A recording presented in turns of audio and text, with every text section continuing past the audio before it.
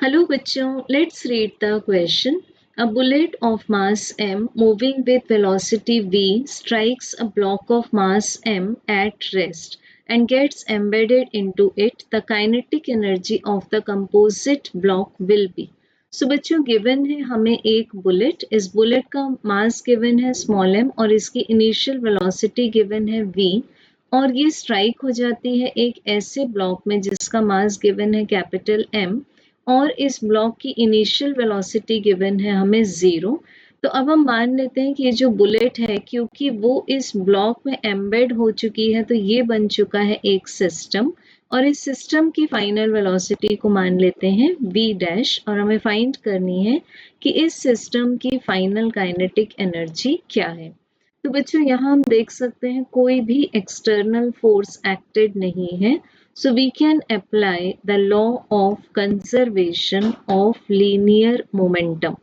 अब law of conservation of linear momentum के according the sum of initial linear momentum is same as the sum of final linear momentum.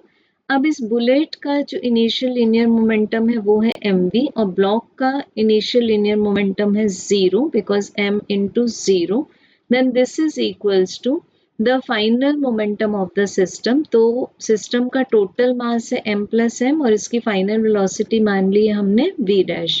तो यहाँ से हमें v dash equals to मिल जाएगा m divided by m plus m। तो बच्चों इसको मान लेंगे हम equation number 1।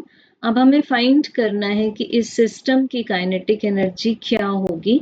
So this is half system का मास है हमारे पास m plus m multiplied by v dash square. Value put कर देंगे इक्वेशन 1 से। So this is half m plus m multiplied by m square divided by m plus m whole bracket square।